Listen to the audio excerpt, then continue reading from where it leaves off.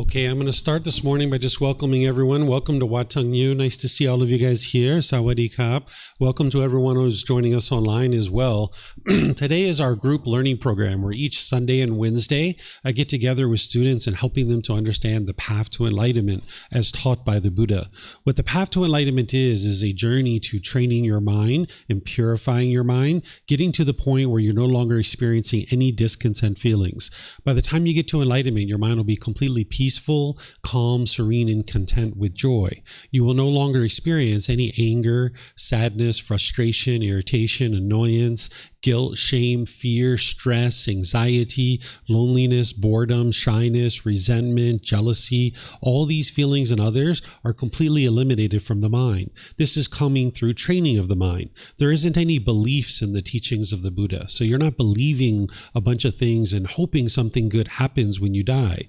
You're also not doing rites or rituals or ceremonies or worship or prayer, things of this nature. You're actually training your mind and uprooting the causes and conditions that are producing the mind to experience these discontent feelings. By the time you've purified your mind of these pollutions, you'll notice that the mind's focused, you're having concentration, clarity, and deep memory, that the mind's performing optimally because the mind's been trained and fine-tuned that it no longer has these pollutions in the mind. And each individual being is actually born with these pollutions in the mind, essentially. By the time you get to enlightenment, your personal and professional relationships will really be blossoming because you're not going to have that bitterness and harshness and hostility in your relationships any longer. Right now, you might think that these kinds of things are being caused by other people, but this is actually being caused by your own mind. All the anger and the sadness and frustration, the bitterness, the harshness, the hostility, this is all from your own mind. And you can actually purify this and train to the point where you're not experiencing that any longer. And by you not putting out harshness and bitterness towards others, you'll notice that that won't be coming back to you in your day-to-day life, in your relationships. You'll get to the point where the mind's not even in a bad mood any longer, that the causes and conditions that are producing that have been uprooted, and it's impossible for the mind to even experience a bad mood. So welcome to all of you guys here. Welcome to everyone who's joining us online. I'm going to be sharing some teachings with you guys to help you understand meditation, and then we're going to actually do meditation together. Typically what we do on Wednesdays is I just do meditation and then I open up to questions with students or from students. But since we just recently restarted our group learning program, I'm actually going to be teaching you meditation today, all the ins and outs of that, and then we're going to actually do the meditation together because you need to understand why you're meditating. If you were just meditating, you can't actually meditate your way to enlightenment. It's not possible to just sit under a tree, meditate, and instantly get to enlightenment. This is one of the biggest myths about the life story of the Buddha, that people think that he sat under a tree, he meditated, and instantly got to enlightenment. But nothing in your life happens that way. It doesn't matter whether it's learning how to read, write, or speak a certain language, or a certain job or occupation that you have, or learning how to walk. It was all gradual training, gradual practice, and gradual progress. And that's what you need in order to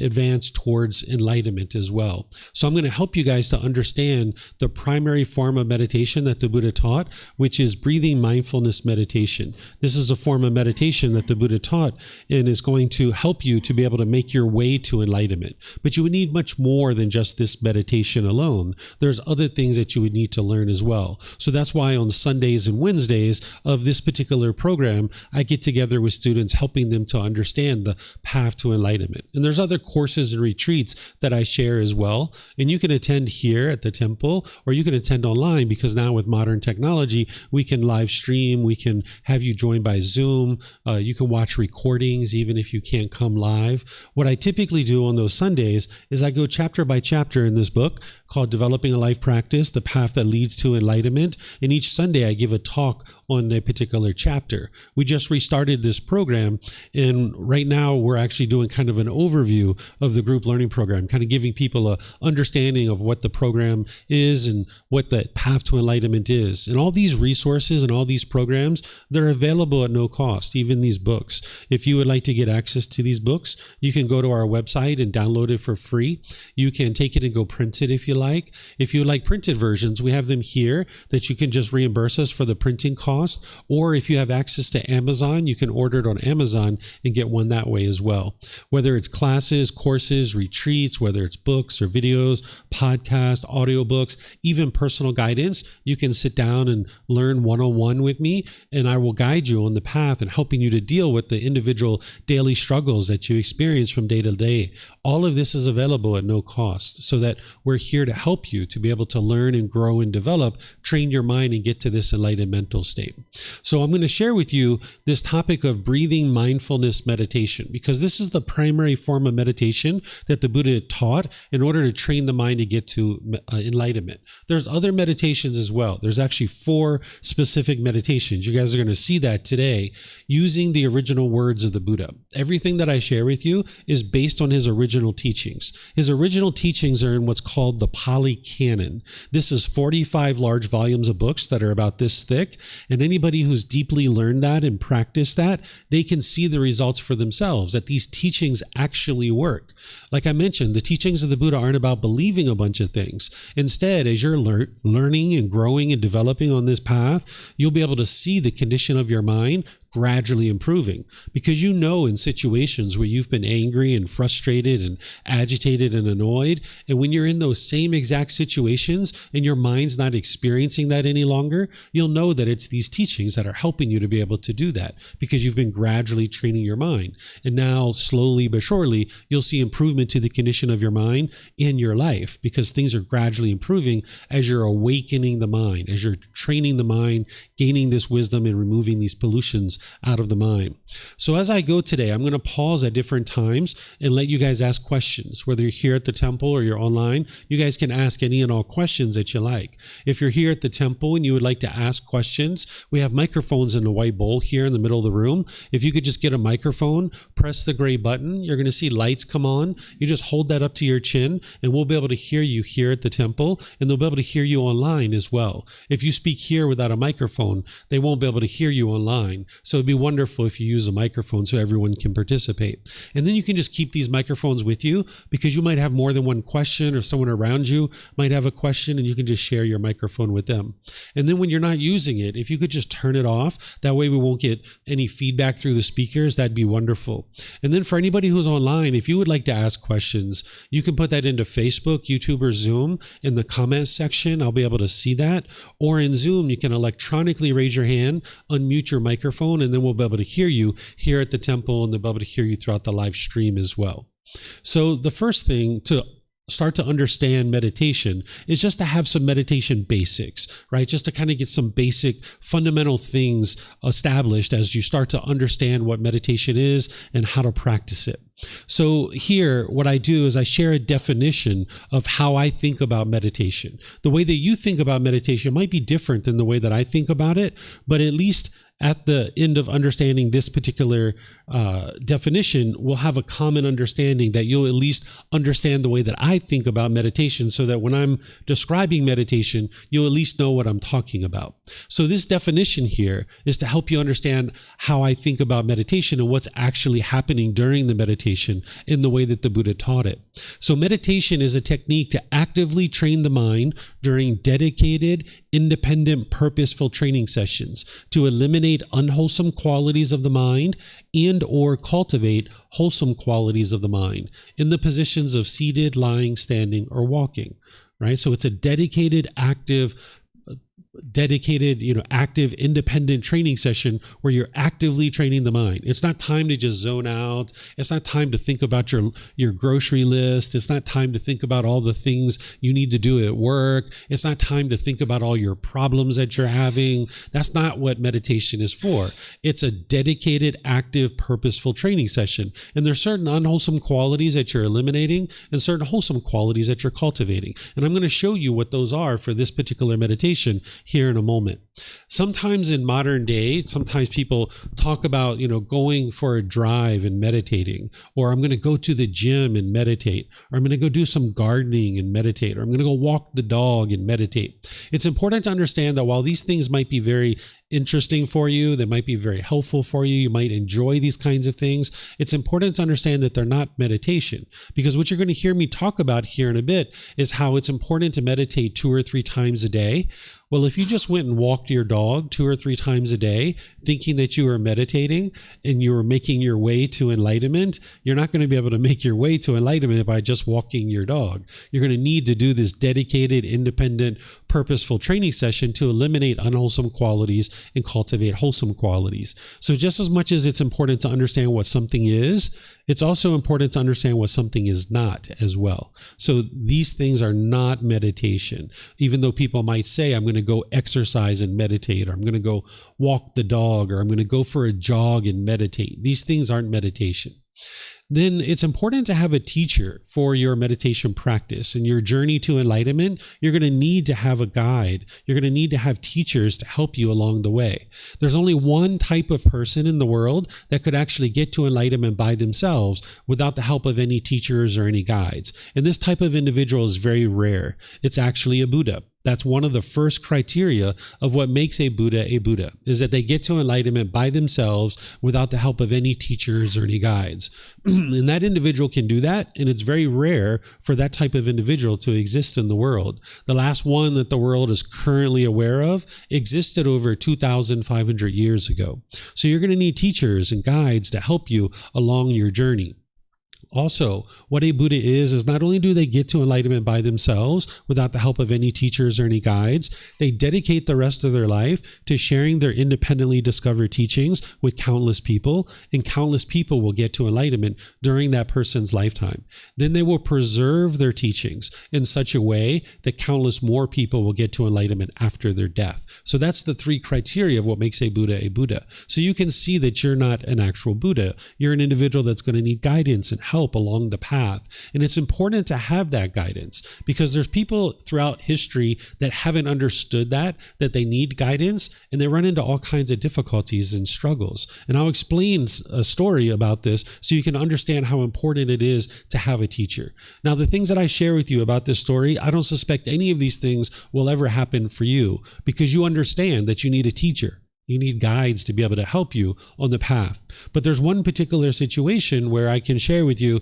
There was a gentleman who contacted me several years ago who was trying to get to enlightenment on his own.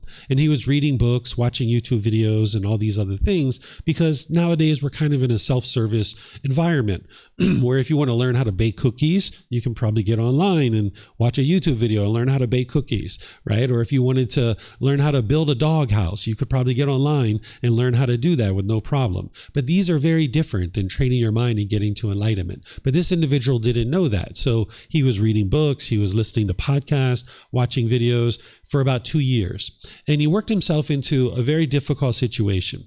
This individual was a practicing physician. He was a doctor in his home country. So he was well educated, and he was a practicing physician at the time. But he got to a point where he was sleeping 23 hours a day, where his mind was having obsessive thoughts. He was in deep sadness. His relationships were falling apart, and he was even contemplating suicide. And he reached out to me. Somehow he figured out that he needed help, and he found me, and he reached out to me by message, and we started communicating, and I was helping him. And this went on for about 3 or 4 months. And I was trying to help him the best that I could. But eventually it got to a point where I said, sir, this is quite a significant case. If you're going to get the help that you need, I really recommend you come to Thailand so that I can help you here. So ultimately he ended up coming to Thailand. He spent some time here. He did a little bit of training here, and then he went back to his home country, continued to do that. Eventually, he worked himself out of those issues because he had the guidance that he needed.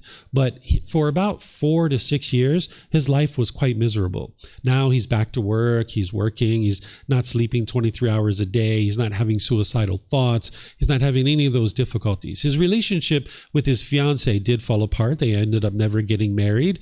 But nonetheless, he at least worked himself out of the obsessive thoughts and all these other difficulties and struggles that he was having because he had the guidance that he needed to be able to understand understand. So as you're developing your mind with meditation and all these other teachings of the Buddha, you're going to need to ask somebody questions. And you need somebody that you can reach out to ask questions to.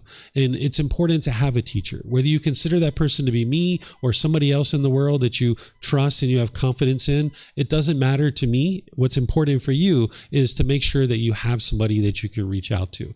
And if you would like to reach out to me at any point, whether I hear from you daily or weekly, that's not what needs to happen. Even if I hear from you once every 5 years, once every 10 years, you don't have to be any kind of contact. There's no expectation from me about when you should contact me or when you shouldn't. Just know that at any point in your journey on this path and in this life, if you ever would like help with anything, you can just reach out to me and I will help you without any expectation of anything in return. So you're always welcome to reach out and get help. So whether it's me or somebody else, just be sure you have a teacher, because there's going to be times in your meditation practice where you're experiencing things that are confusing to you and you're not quite sure what it is. And you're going to need to reach out to someone and ask them questions. And if the answer you get back from that person is that's normal, just keep going, this can be very reassuring for you, because you can build confidence that you're headed in the right direction. But if you don't have that person to reach out to, you will have difficulties and struggles along the way and you won't know how to solve them.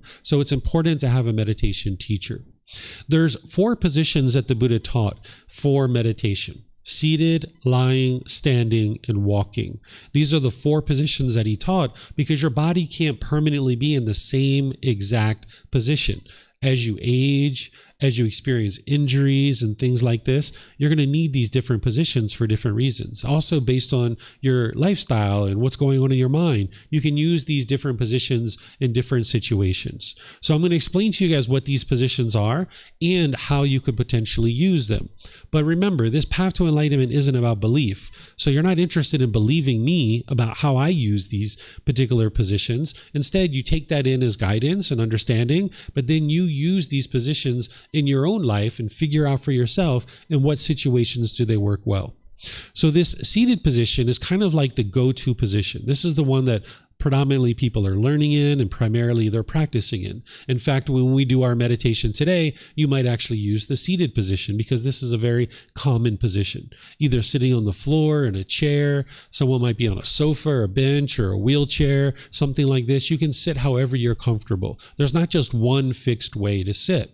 But if you're on the floor, oftentimes people will have a cushion or more to soften their seat, and they will sometimes bring their legs together in the cross-leg position. And if you're doing that, you would like to do it just lightly, because if they're real tight, this can impede the circulation in your lower body and cause pain. And it would be very challenging to train your mind to eliminate unwholesome qualities and cultivate wholesome qualities if all you're experiencing is pain in the lower body, because your mind would just be experiencing pain, pain, pain, pain. So you need to get to the point where your body is comfortable. So if you just lightly bring your legs together, that's best. Sometimes people like to put their legs off the mat. This gets your hips up in the air and it lessens the angle at the hips, the knees, and the ankles, again, allowing the circulation to flow. The Buddha put his right hand over his left with his thumbs together, and he put this into his lap. And if this is comfortable for you, you could use it. But again, it's not about everyone doing it exactly the same way. You need to find what's comfortable for you. Some people like to put their palms on their thighs or on their knees. Some people put their palms up. Some people rest their hands comfortably in their lap. So you can do whatever you like with your hands and arms. There's not just one way to do this.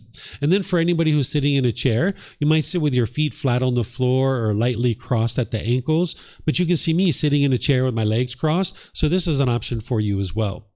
And then you can put your hands and arms wherever you're comfortable. In terms of the upper body, for the seated position, you usually have your sternum up and your shoulders back, because this will help keep the mind attentive and alert for this dedicated, active, independent, purposeful training session. So it'll help to keep the mind attentive and alert by having the upper body erect. But if you are slouched like this, the mind could be dull or lethargic. But if you're real rigid, the mind would be potentially overactive or uptight. So you'd like the upper body to be in the middle with the sternum up and the shoulders back and nice and relaxed. This will keep the mind attentive and alert, and it'll also make it easy for you to breathe in through the nose and out through the nose. So this one is kind of like the go-to position. A lot of people use the seated position. I'd say 80 or 90% of the meditation that I've ever done has been in the seated position. But then sometimes in the seated position, you're going to feel aches and pains in the body. And if you're noticing that, that's where the lying position comes in. You can lie on the floor with your back on the floor, face up. If you've ever done yoga, people call this resting pose or corpse pose or shavasana. If you've heard these names, this is just laying on your back, face up with your arms out to the side. This will relax all the muscles in the body and make it very comfortable for you to meditate. Then when you're in the seated and lying position, sometimes you start dozing off, you start falling asleep, right? Because your mind's starting to get this training and is starting to be more and more interested in sleep and getting the rest that you need. That's where the standing and walking position comes in. If you're noticing that you're falling asleep, you could switch to a standing position. And now you stand up with your feet at about shoulders width, with your hands either clasped in front of you or to the side or behind you. You're going to do exactly the same thing with the mind. It's just the body's in a different position to keep the mind more attentive and alert.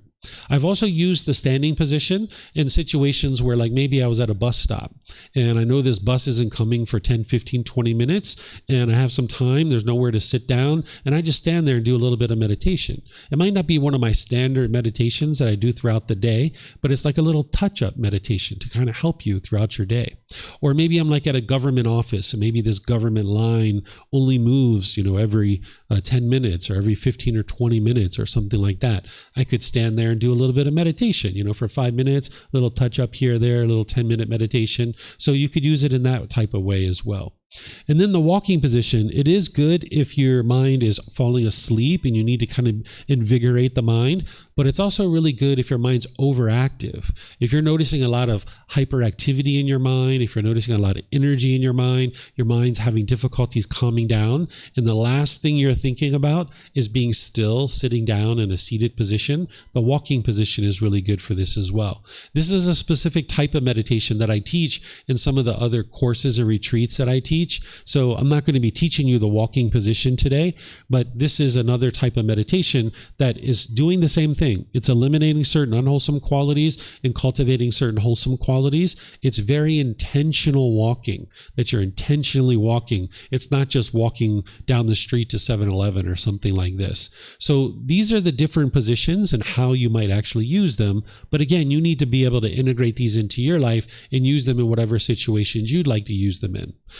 For example, this lying position, one time several years ago, I got into a motorbike accident and I couldn't cross my legs. I was in a hospital bed with an IV hooked up to me, but I could still meditate, right? If I would have allowed my meditation practice to not happen for however long it was that I was recovering from that accident, then my mind could have potentially regressed during that period of time, right? But if you continue to meditate and you have a position like the lying position, it's like no big deal. I can lie here in the hospital bed and actually meditate. So you can find different ways to use these because your body's not going to be able to permanently be in exactly the same position. So you're going to need these at different times. So I'm going to pause here and see what questions you guys might have about these meditation basics before I move on. Remember here, if you guys could use the microphones, and then online, if you could put that into Facebook, YouTube, or Zoom, or raise your hand in Zoom, that would be great. Anybody have a question here? Yeah, have some questions?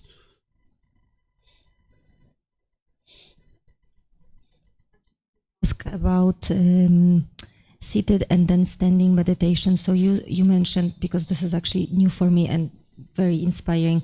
So if you fall asleep while sitting, it's okay to stand up while meditating and continue meditation standing? Yeah, you're going to see I'm going to give you two suggestions if you're noticing sleepiness during meditation, and one of them is to change your position. But there's another option too. Okay, I'm not seeing any questions anywhere besides here. So let's move on. I've got some more things to share with you here in terms of starting and conducting your meditation session. One of the first things to understand with starting your meditation session is that the mind is the boss and the body is the employee. What I mean by that is the body is just following along with whatever the mind wants to do, right? If the boss has a certain thought or idea or is interested to do something, the body's just following along with that. But in order to get to the boss, you've got to go through the employee. In order to train the mind, you've got to go through the body in order to do this. So if your body is in an uncomfortable position, you're not going to be able to train the mind very easily. So you would like to go through the body in order to get to the mind. So you need the body to be comfortable.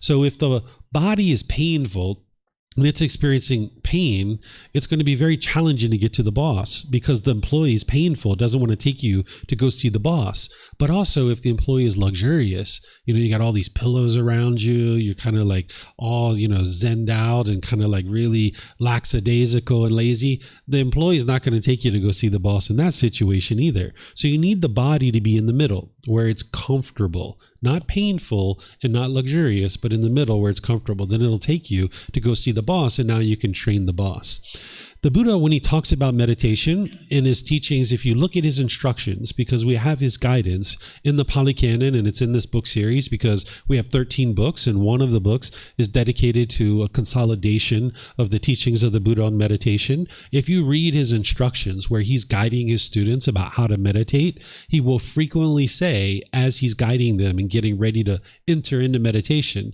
is he will say, before you start meditating, set up mindfulness in front of you. Now, what mindfulness means is awareness of mind. This is where you need to bring awareness to the mind. This is part of the path to enlightenment. More specifically, there's something called the 4 foundations of mindfulness. And some of you guys that have been studying with me, you've learned what the 4 foundations of mindfulness are. But if you haven't studied that yet, it's okay. I'm not going to be teaching that today, but just understand that mindfulness generally is awareness of mind, where you like to be aware of your thoughts and your ideas and the things that are going through your mind, the condition of your mind, your feelings. You need to be aware of what's going on in your own mind. But then more specifically, there's something called the 4 foundations of mindfulness that an individual develops. So before you start meditating, you would like to bring some awareness to the mind. That's what it means to set up mindfulness in front of you before you start meditating. You're not interested in just plopping down into meditation. So typically before you meditate, you're kind of taking off your shoes, you're coming into a place like this, or you're at home, or you're at a park or somewhere else, and you just kind of gradually get the body nice and comfortable, and you kind of bring some general awareness to the mind. This is going to make sure that you get benefit right from the beginning of your meditation. Whereas if you were to just plop down into meditation and try to start meditating, your mind doesn't have that awareness, and you're not going to be getting benefit from the very beginning. It might take 5, 10, 15 minutes before you start experiencing the benefit of the meditation. So that's why the Buddha teaches this, is to bring some awareness to the mind as you're easing into your meditation. And there's some chanting that I do, which you guys are welcome to join along in, which will actually help you to bring this awareness to the mind as you're easing into meditation. And it also helps you bring awareness to the breath as well. In terms of your time, frequency, and schedule of meditation, I can tell you right now that you will not be able to meditate at exactly the same time every day. It's just not possible. So if you set up in your calendar that you're going to meditate every day at 8 a.m., I can tell you right now that it's not going to happen, because the world is impermanent. Things are constantly changing. There were times when I was meditating and I thought I was at home by myself. I was 3 minutes, 5 minutes into my meditation, and my son walks in and says, "Hey, Dad, I need you to take me to school." I'm like, "Really? I thought your mom was going to take you to school." He's like, "Yeah, me too, but she's gone. I don't know where she's at."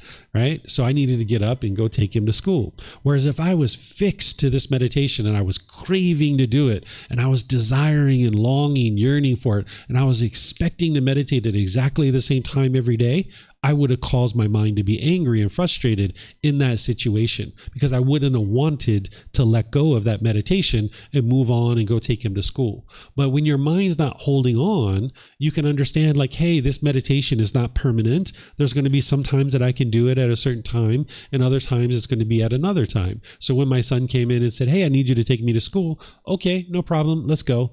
I take him to school, and then when he come home, then I meditate when I got back from school. So in terms of your time, frequency, and your schedule, the Buddha meditated 3 times a day. He meditated morning, middle of the day, and evening. You can see this very clearly in his teachings, but he didn't meditate at exactly the same time every day. And the reason why I know that is because watches weren't even invented yet. 2,500 years ago. There's no way for him to have known that it was 8 a.m. So if there's anybody that ever shares with you that you have to meditate at 3:30 a.m. in the morning, and this is the absolute best time to meditate, I can assure you there's nothing special going on at 3:30 a.m. in the morning that is going to make your meditation any better or any worse than if you meditated any other time. Because the Buddha got to enlightenment 2,500 years ago without meditating at exactly the same time every day, so you surely can too. And what you would like to be able to do is get your practice as close to what the Buddha was doing as possible.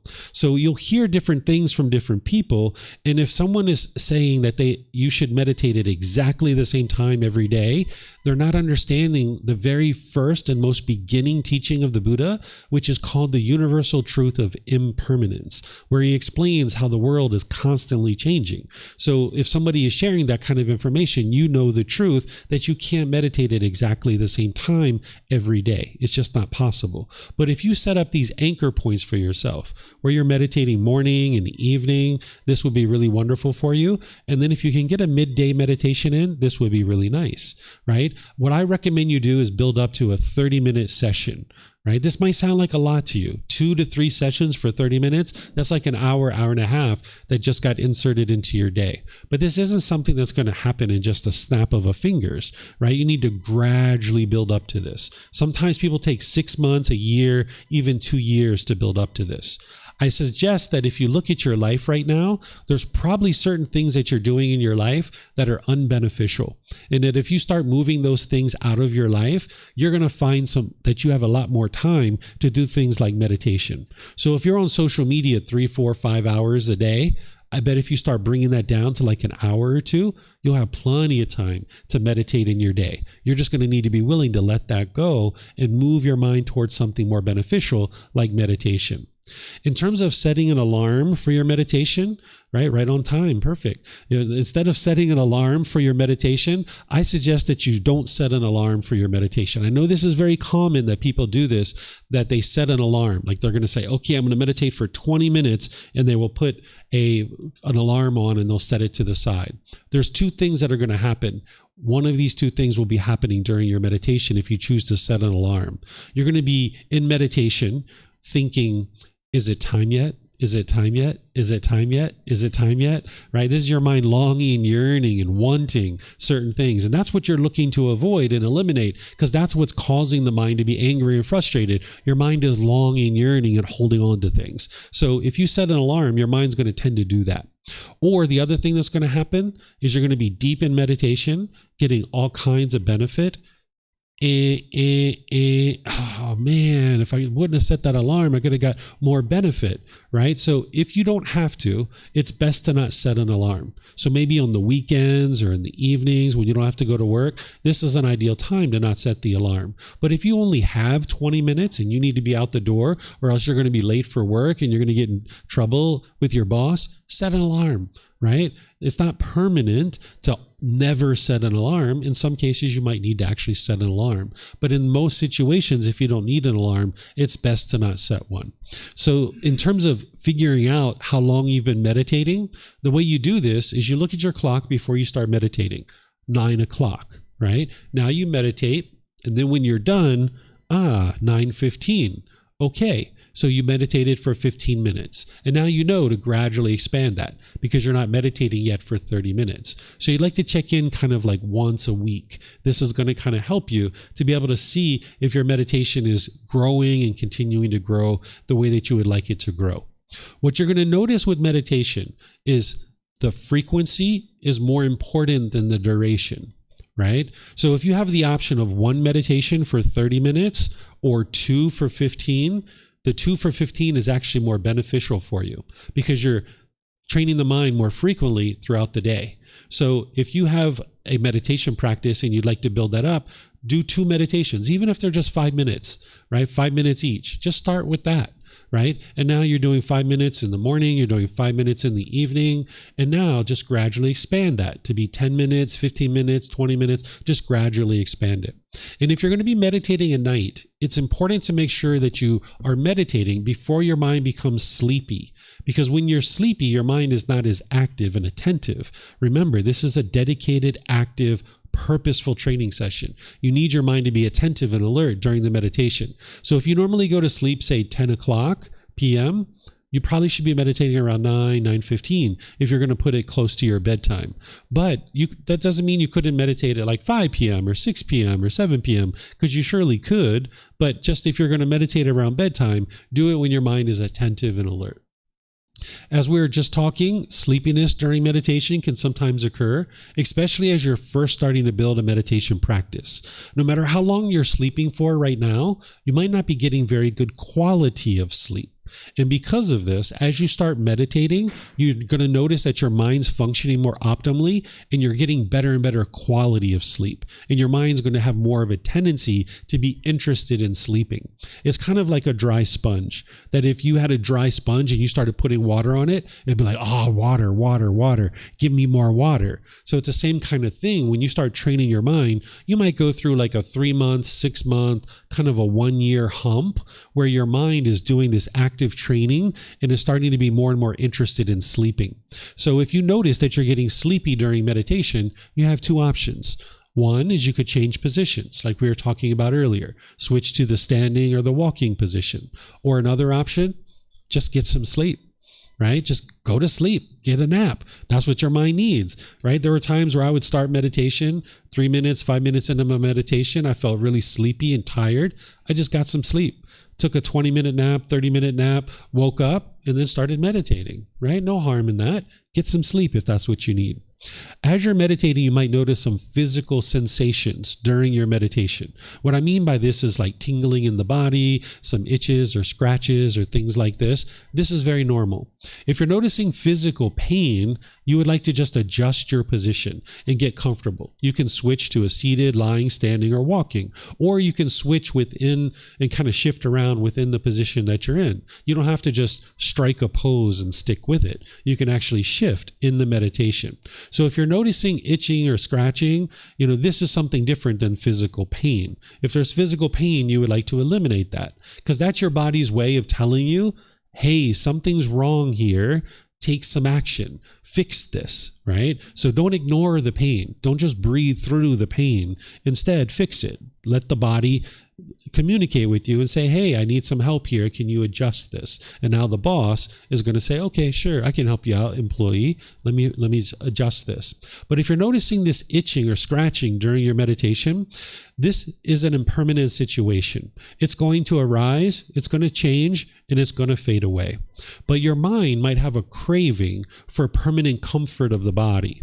And if you're noticing this, you might be in meditation and you notice the itch, and you have this overwhelming urge to scratch it. Just like, oh, I just got to scratch that itch, right? You just want this body to be permanently comfortable. But then as soon as you scratch that itch, there's going to be another one over here and another one over here and another one over here, right? So if you can, while you're in meditation and you notice that itch, try not to scratch it.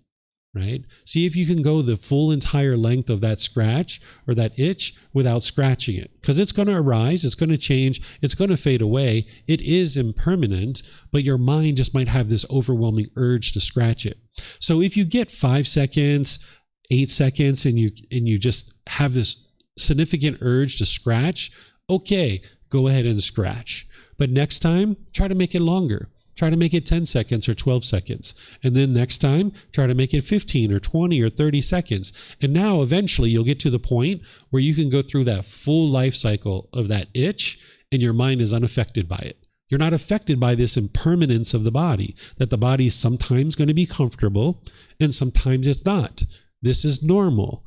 As long as you have this body, no matter how enlightened you are, you will still experience some degree of physical discomfort. It's normal that this body can't be permanently comfortable. So if every time the body is uncomfortable, you feel like you have to immediately fix it with something like an itch, this is the mind craving permanent comfort of the body. And you would like to just be able to focus on the breath and be able to go through that whole life cycle of the itch arising, changing, and fading away, understanding that it is impermanent and that this body can't be permanently comfortable.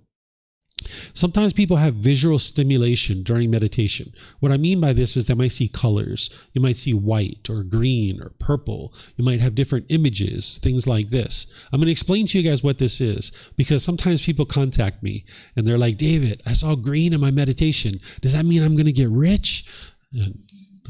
Think about that. Then sometimes they're like, David, I saw purple in my meditation. Does this mean my boyfriend or girlfriend's going to come back to me? What does this mean?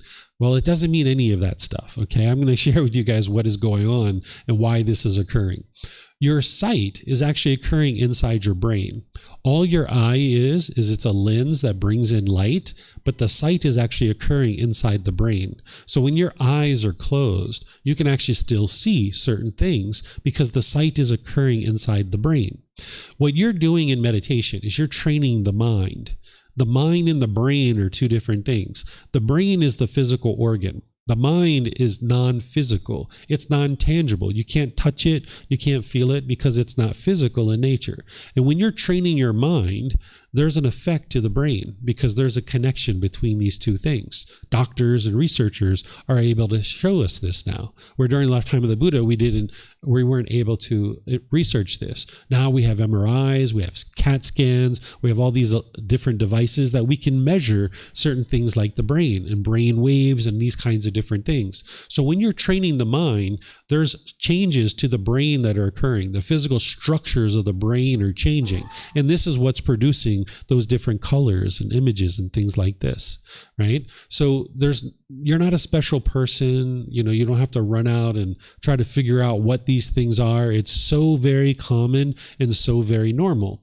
In fact, as you're training your mind, in the physical structures of the brain are physically changing, this is for the benefit of you because doctors and researchers are being able to see that the brain is actually performing better having meditated for over extended periods of time, like multiple years. As the physical structures of the brain are changing, they never change back to the way they were before. And these changes are actually beneficial. Before I started training my mind with the teachings of the Buddha, I used to walk around with a bunch of pressure in my skull. I used to get migraine headaches 3 to 5 times a week, all the way to the point where I would vomit sometimes. I sometimes would even lay in bed for multiple days with a headache that I just couldn't get rid of. Now, I don't experience that any longer. That I don't have pressure in my skull. I don't get migraine headaches. None of that kind of stuff is actually occurring because of the changes that have taken place. And sometimes during the meditation, I could actually hear the changes. I could hear things like, you could actually hear the brain changing inside the skull. So you might experience these kinds of things and just understand that it's completely normal. And then lastly, sometimes people have been taught to meditate with external stimulus. What I mean by this is like beads or candles or incense, a phone app, music, special scents in the air and things like this. If these things are things that you're meditating with right now, that's okay. That's where you're at right now.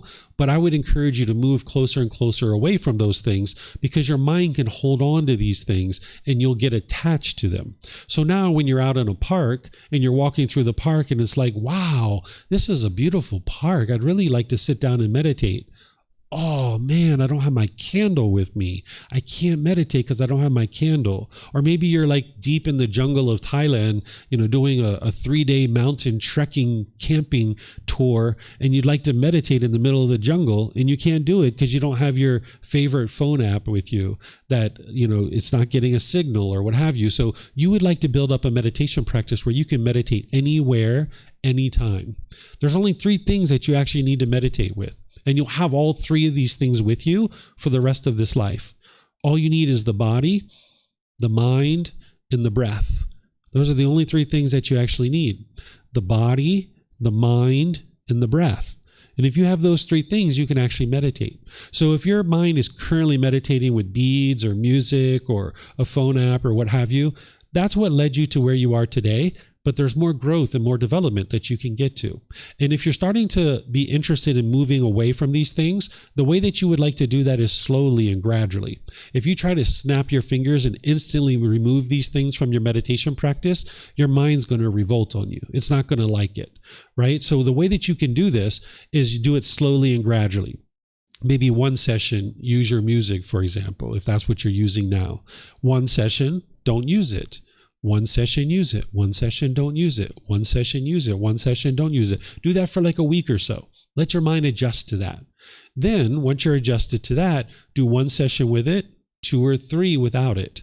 1 session with it, 2 or 3 without it. Do that for a week or so. Let your mind adjust to that. Then one session with it, 3, 4, 5, 6 without it.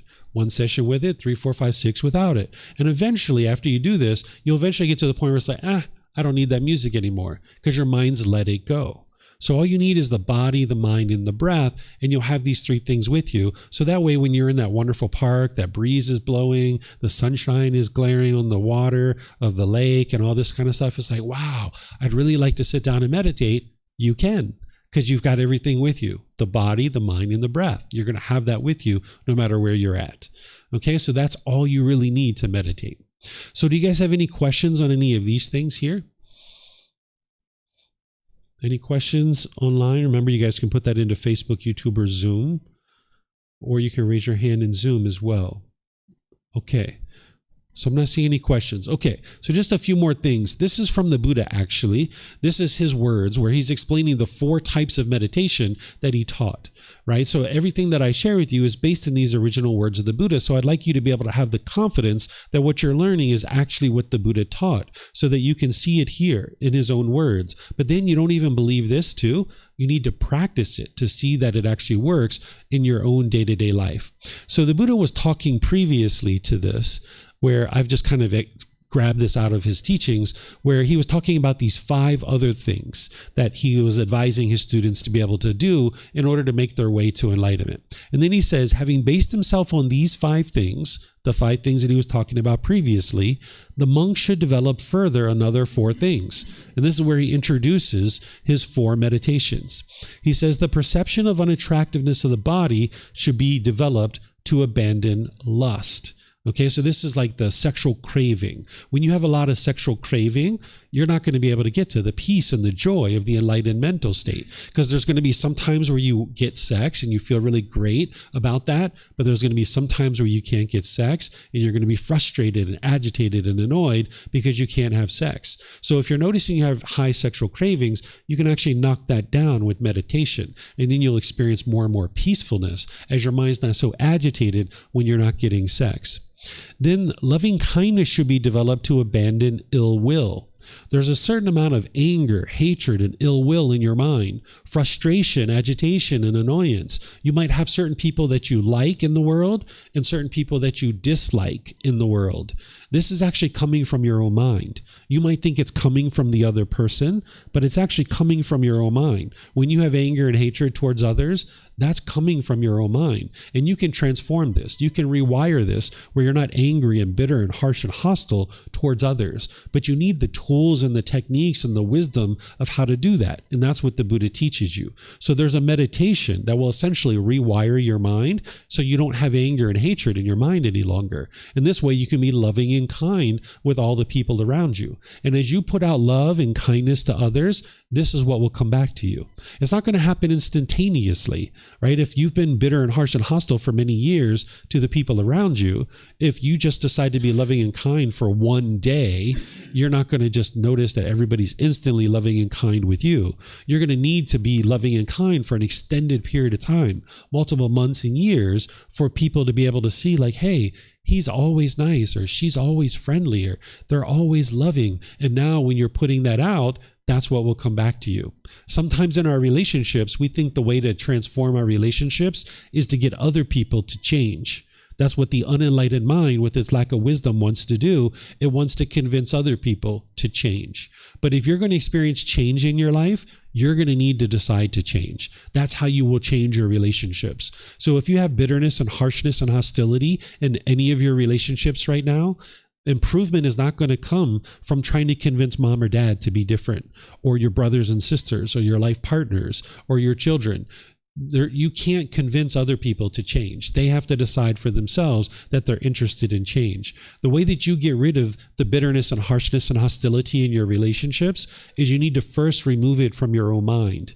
And that's what this loving kindness meditation will do. So this isn't something that I'm going to teach today, but I will be teaching that in a few weeks from now in this Wednesday class. So this particular meditation is going to get rid of the mind having this anger and bitterness and harshness and hostility, even the slightest dislike towards others. When you're disliking somebody, that's because you have certain expectations. You want that person to be a certain way. And if they meet your expectations, you like them.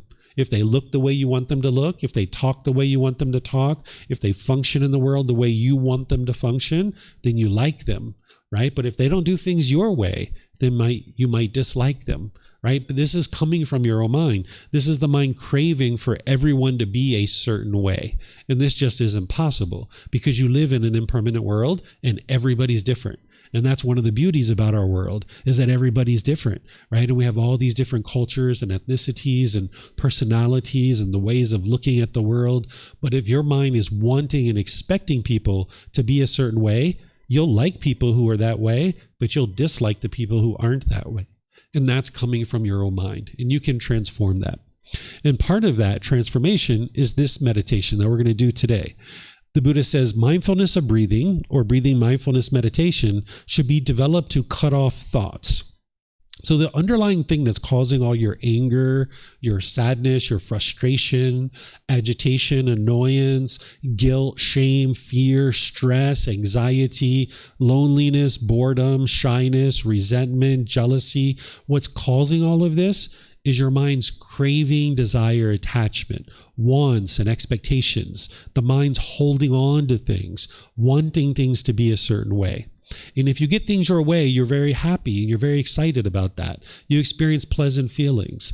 But if things don't go your way in the way you want them to go, then the mind gets painful feelings like anger, sadness, frustration, and others. So what this breathing mindfulness meditation is doing is training your mind to let go.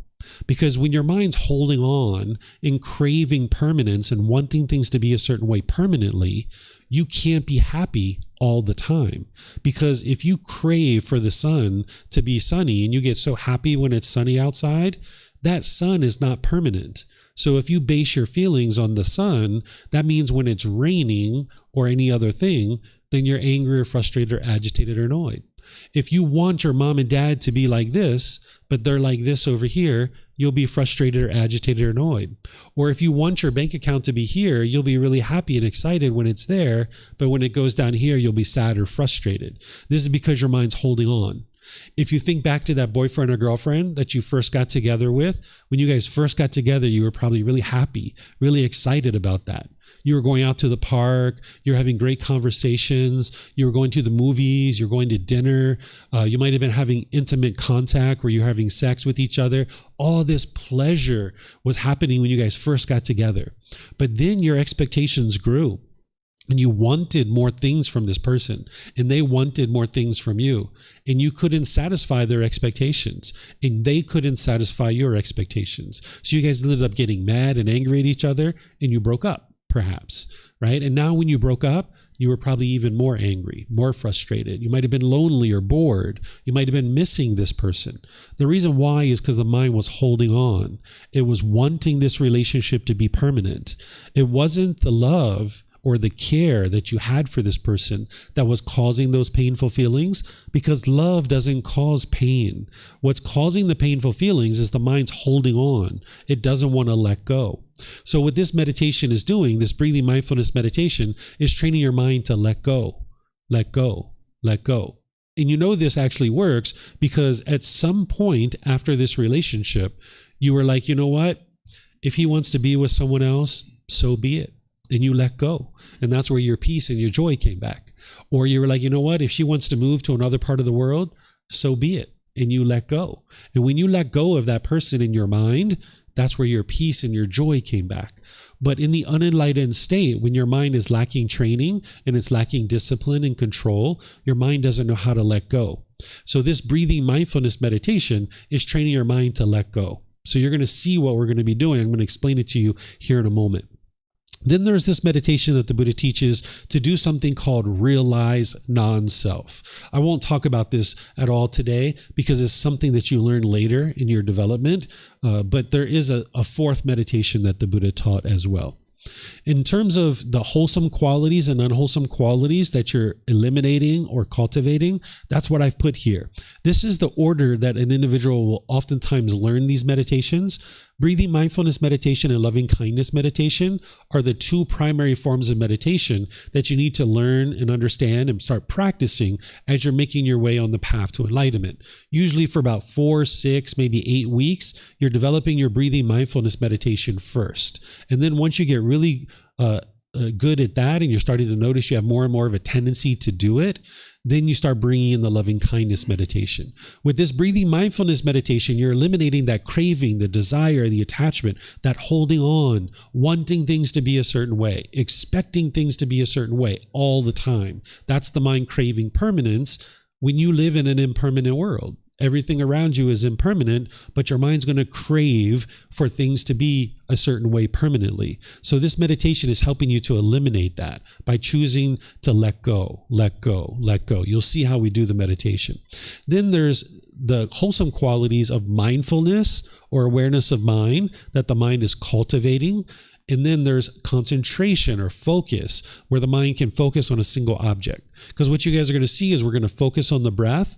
And when the mind moves off the breath, you're going to cut that off and let it go. And you're going to bring the mind back to the breath. So when your mind moves off the breath and you notice that, that's your mindfulness. That's your awareness of mind.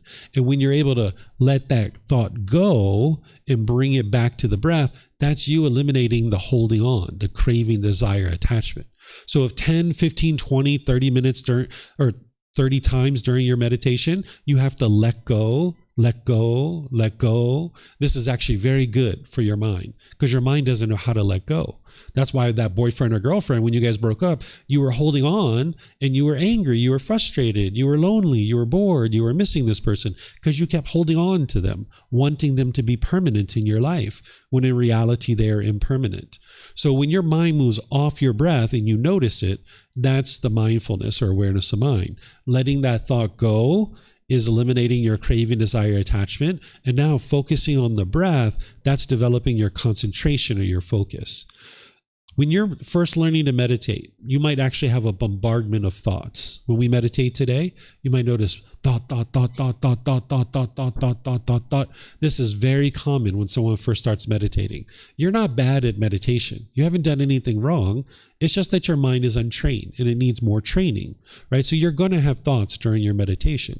Or the other thing that you might have happen is you might have a thought, then you follow it for a while, you look at it, you play with it, you kind of indulge in it for a little while, and then you're like, oh yeah, that's right, I'm meditating. Let me bring my mind back to the breath. This might be what you experience. These are very common for someone when they're first starting to meditate. So the goal of this meditation isn't to eliminate your thoughts. The goal of this meditation is to actually focus on the breath, and when your mind moves off the breath, to notice it sooner and sooner and cut it off and let it go easier and easier. Even an enlightened being has thoughts during meditation. So your goal here isn't to eliminate your thoughts, because what you're going to hear me share with you is that as you're moving off the breath, you need to cut that off and let it go and bring the mind back to the breath. So sometimes people think the goal of this meditation is to eliminate your thoughts, and that's not actually true. As long as you're alive, you will have thoughts. Even an enlightened being has thoughts. But the difference is, instead of that bombardment of thoughts or indulging in a thought, an enlightened being, when they have a thought, they notice it right away, they cut it off and let it go, bring their mind back to the breath. And then in between their thoughts, the mind is quieted and stilled, right? There's this quietness and this stillness in the mind, right? So you're going to need to be able to focus on the sound of the breath coming into the nose or the sensation of air moving over the skin into the nose. That's your point of focus. Then whenever a thought arises, you cut it off and let it go. Bring the mind back to the breath, realizing that you will have thoughts. If you have to let go 10, 15, 20 times during your meditation, that was a beneficial meditation for you. That was really helpful. So it's important not to judge your meditation like, oh, this was a bad meditation, or oh, this was a good meditation, I'm so happy, right? Because every meditation is actually beneficial. If you get to the end of your meditation, you're like, whoa, this mind is really busy today. That's beneficial, right? Because now you know that your mind is busy. And if you have some really important decisions to make today, maybe you delay those decisions and you don't make them. So you gain some insight from that meditation, right? So you developed mindfulness, because the only way that you know your mind is so busy is because you have mindfulness, and that's what your goal is. So if you have a really busy mind, which a lot of people do when they first start, it's normal, but over time, you'll get more and more quietness and more stillness. Okay? And then I'm just going to back up here, because these are some more words from the Buddha, and then we're going to actually do this meditation, okay? The Buddha says, a pot without a stand is easy to tip over. A pot without a stand is easy to tip over. What he's saying is the pot is the mind, and the stand is the meditation practice. A mind without a meditation practice is easy to become discontent. If you're getting angry, if you're getting frustrated, if you're getting agitated or annoyed, or any of these other discontent feelings, jealousy, envy, frustration, resentment towards people, of course, if you're not meditating regularly and you're not training your mind, it's easy for your mind to become discontent. So the pot is the mind, the stand is the meditation practice. Right now, your pot might just be kind of teeter-tottering on this little stick, right? If you're not really meditating much. But the more you meditate and you develop your practice over a consistent long-term period, you'll expand your meditation practice more and more, and this stand will get wider and wider and wider. And now it's harder to tip over the pot.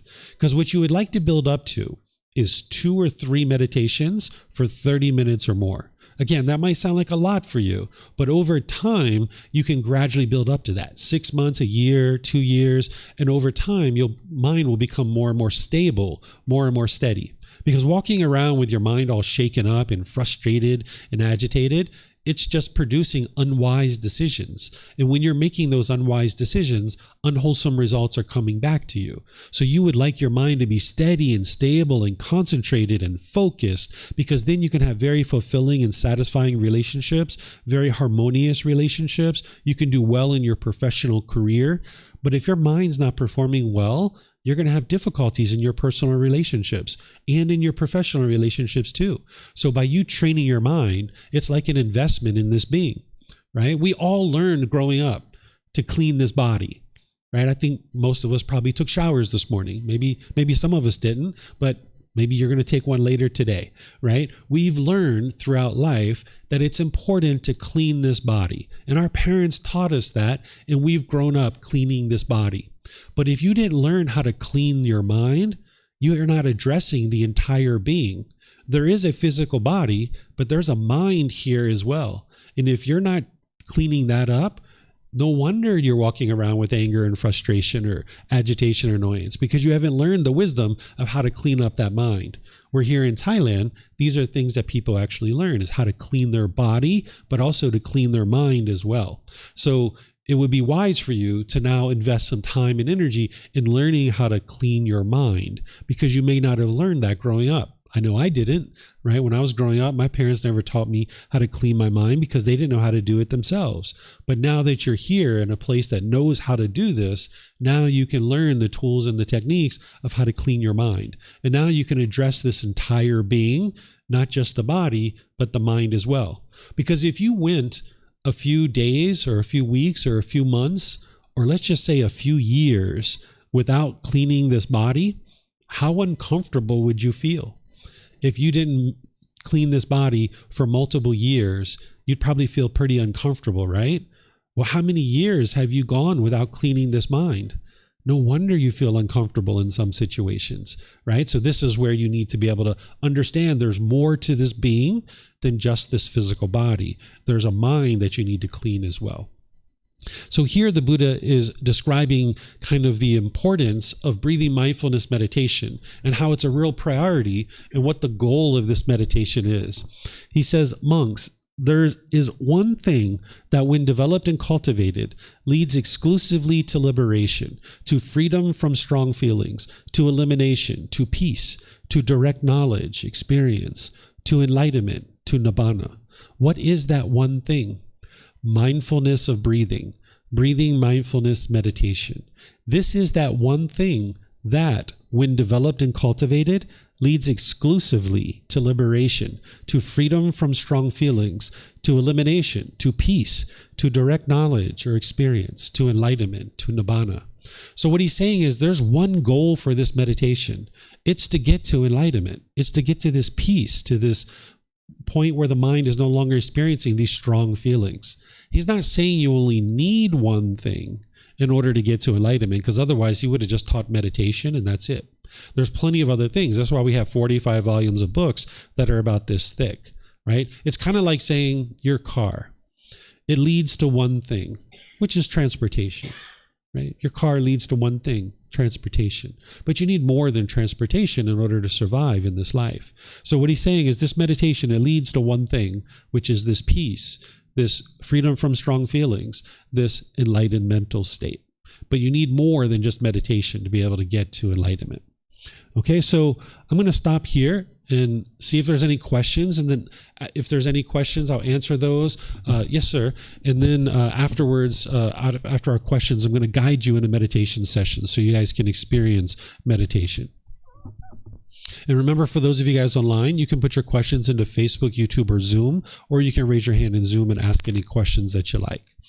So my question is, you're talking about all the bad feelings of anxiety and sadness, and they also have good feelings, right? Of joy and happiness and enthusiasm. So, and isn't that natural to feel those kind of feelings? So why do we need to do those meditations to get to a stage that we don't have it? So I'm just trying to think with myself because I have a small conflict right now hearing you. Sure. So it's normal for an unenlightened being, for their mind to go up and down and up and down. They're so happy and excited when their bank account's up here, but then when it's down here, they're frustrated and annoyed. This is very common, very normal. This is what you're used to because you grew up. Every single being that's born is unenlightened. That's the whole reason why they're born, is because their mind is lacking the training. So it's coming into the world and being born, and it's unenlightened at that time. When your mind is shaken up, when you're experiencing excitement and all this thrill and you're bouncing off the wall, your mind's unsteady and unstable at that point. Same thing when your mind's angry and frustrated and agitated or annoyed. And now when you start making decisions through that, you're going to make unwise decisions. And when you make those unwise decisions, it's going to produce unwholesome results for you. Think about the times where you've been angry and frustrated in the way that you've interacted with people. Maybe you've been bitter and harsh and hostile. Everybody has done that at some point in their life, right? And maybe relationships ended because of the bitterness and harshness and hostility. And even maybe our bodily actions were very aggressive and hostile and bitter, and we damaged our relationships. We might have even lost a job or things like this. But when you can learn how to maintain your focus and your concentration and your clarity, you can actually get to a point where you're making all wise decisions, and you'll only experience wholesome results coming back to you. So the happiness that you experience in the unenlightened state, it's called conditional happiness. That based on some condition, you will then be happy, right? As long as you allow your mind to continue to do that, you will never get to permanent happiness or permanent joy, which is what the enlightened mental state is experiencing.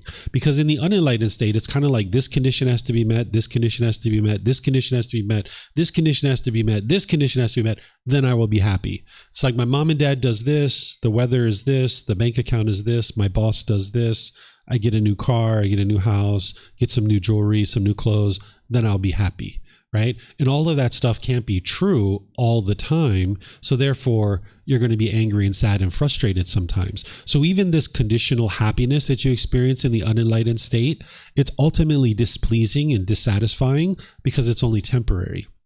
If you allow your mind to get conditional feelings, meaning based on some condition, I am now going to experience some type of feeling, your mind's going to go up and down, making unwise decisions in some situations and experiencing unwholesome results. We call this unwholesome gamma.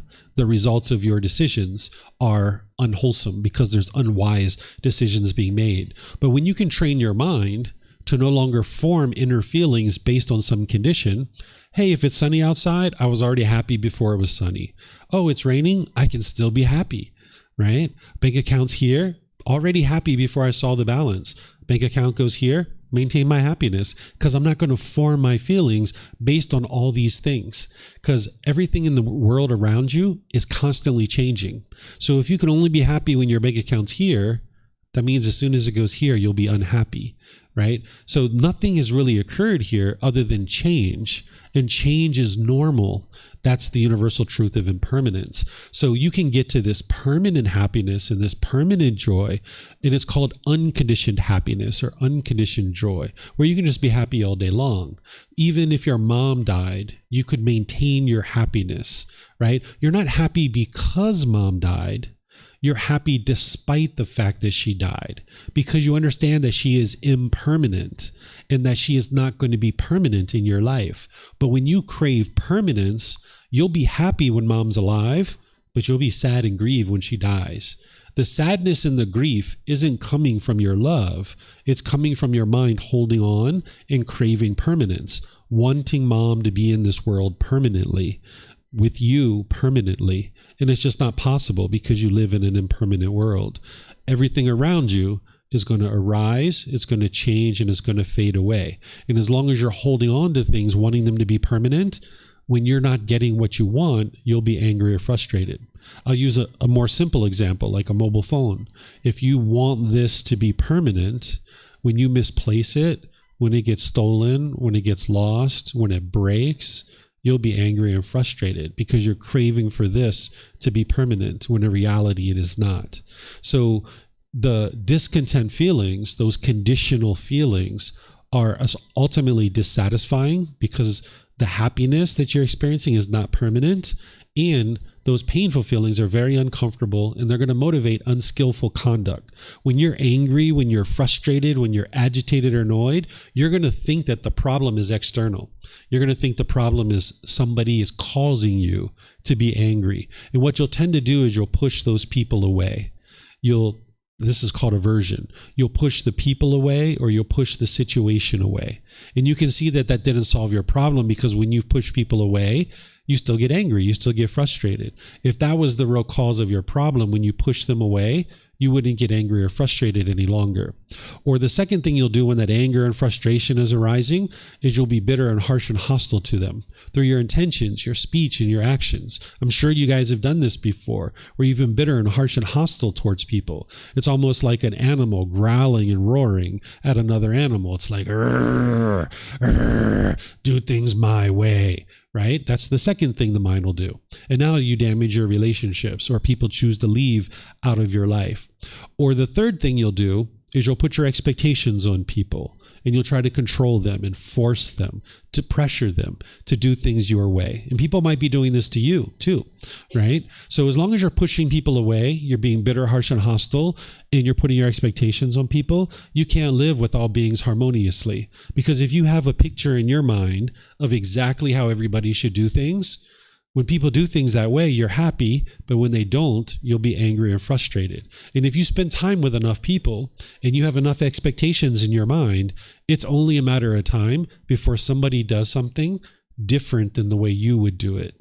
And now the mind's angry and frustrated at that person because they're doing it different than you. Everybody can't do things exactly the same. It's not possible, because we live in an impermanent world. So as long as you allow your mind to keep forming its inner feelings based on these external things, your mind will just be going up and down, and you'll be making all these unwise decisions in your day-to-day life, and you'll just struggle and have difficulties for the rest of your life. So getting to this enlightened mental state, sometimes people think you must be numb or void of any kind of anything. This isn't actually true. That you still experience the happiness and the joy. Your mind is cheerful, it's bright, it's uplifted, it's radiant. It's a different type of happiness. It's unconditional happiness, where what someone's used to now is like if your boss comes in and says, "Hey, I'm going to give you a raise. Here's $20,000 a year more." You're like, "Oh my goodness, yay! All right, $20,000 a year." You're already thinking about all the things you're going to buy with that stuff, right? You're just bouncing off the walls, right? That's not the happiness that we're talking about with the enlightened mental state. The enlightened mental state is cheerful, it's bright, it's uplifted, it's easy to smile, right? This is one of the reasons why they call Thailand the land of smiles, because it's really easy to smile when you're inwardly peaceful, you're inwardly joyful. You're inwardly glad and cheerful. So this is the ultimate goal of what you can get to, which is this better way of life where you don't need to keep going up and down and up and down and up and down throughout your days and weeks and months. You can just be cheerful and bright and radiant and glad all the time, smiling all the time. Understand? You got it? Okay. More questions?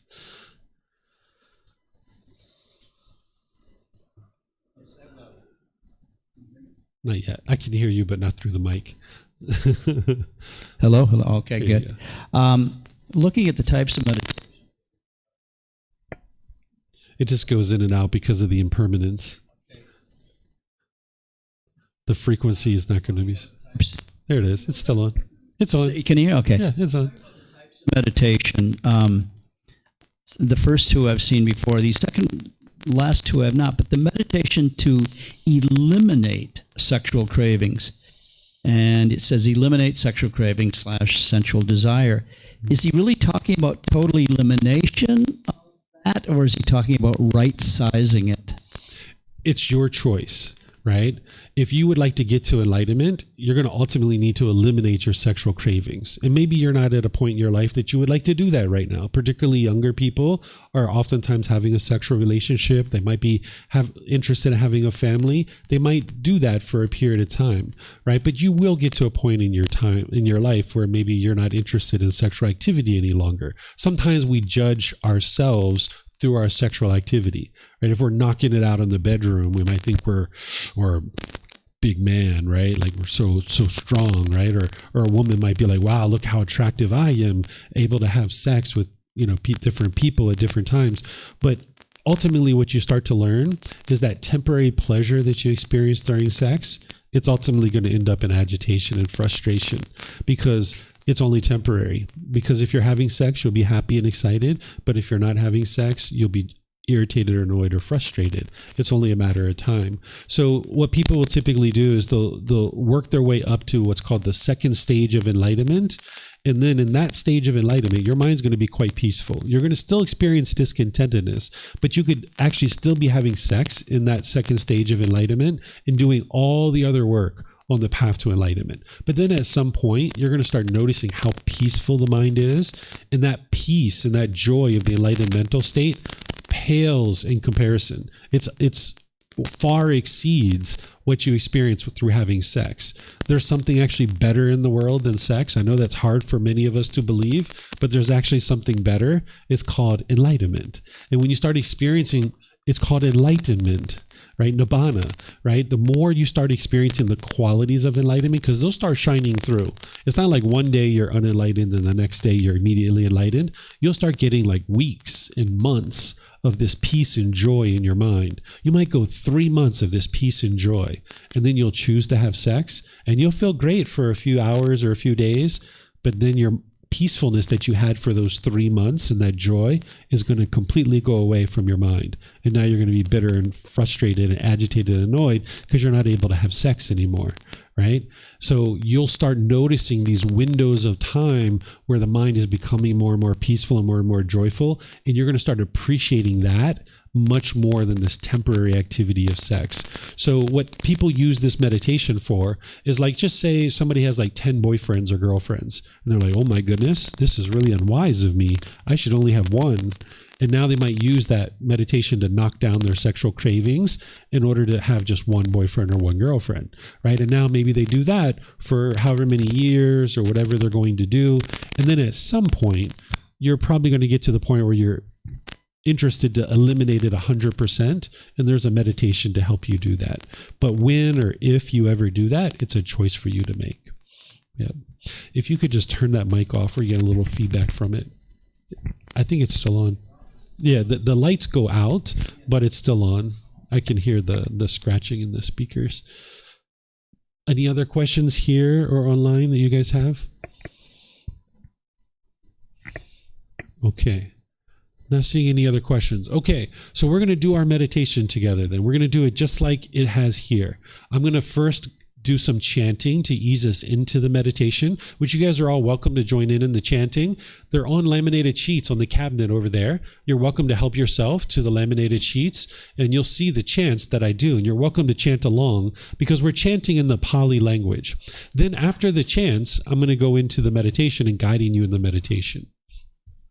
For those of you guys that are online, if you would like to get access to these chants, you can go to our website, buddhadailywisdom.com, click on free books, and then scroll down towards the bottom, and you're going to see this daily chanting sheet. Okay.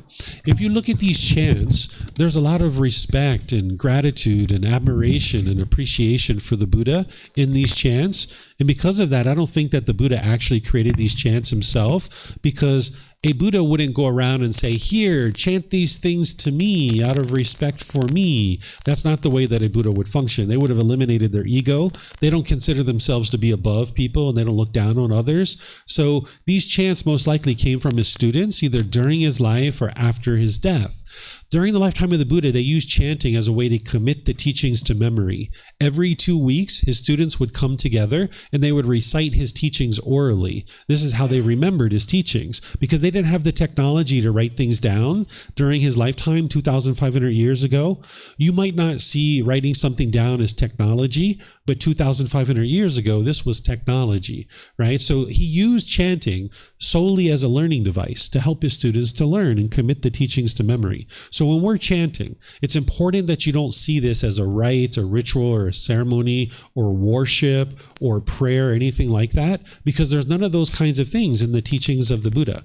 What this is for nowadays is to ease the mind into meditation and get more benefit out of the meditation itself. But during the lifetime of the Buddha, it was used just purely as a learning device. So you could see from the origins of chanting that there isn't anything mystical or magical here. This isn't a prayer or worship or anything like that. I suspect his students created these because a Buddha, like I mentioned, would have eliminated their ego. He wouldn't look down on people and consider himself to be above other people. But if you learn from a teacher how to move from the anger and the sadness and the frustration to this peaceful and joyful mental state that is enlightenment, you might actually have a lot of respect and gratitude for that teacher too. Because the Buddha didn't want anything from his students. He didn't expect anything from his students. He just helped them out of the kindness of his heart. And if you interacted with someone like that helped you get to this enlightened mental state, you might have a lot of appreciation, gratitude, and respect for that person too. So that's one of the reasons why I suspect this came from his students, either during his life or after his death. After the chanting, I'm going to come in with some guidance. I'm going to be guiding you for a period of time during the meditation, but then we're going to go through a period of time where it's just quiet and we're just all meditating. Everybody here and everybody online, we'll just all be meditating. I'm sure you're going to hear an occasional sound because we live in an impermanent world.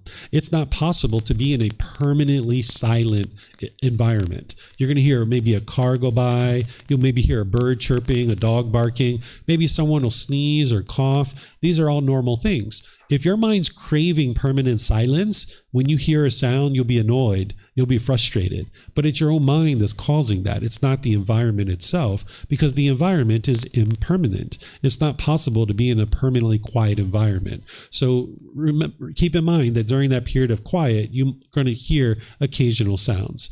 Then we're going to come out of the meditation with some more chanting. And then I'll just open up to any questions that you guys have once you've had a chance to experience this. And then we'll kind of end our class from there. So if you'd like to join in the meditation, you can do the chanting if you'd like. It's up to you. You can take whatever position you're comfortable with, either seated, lying, standing. You guys know those now. At least I've kind of introduced them to you. You can sit however you're comfortable, remembering the guidance that I provided you earlier. So again, I'm going to start with the chanting, and you guys are welcome to join in if you like.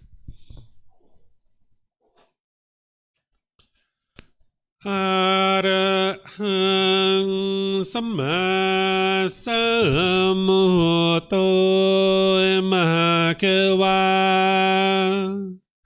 Wat Tung Mahakavanang Apivateyami Savakato Mahakavata Tammo Dhammang Namasami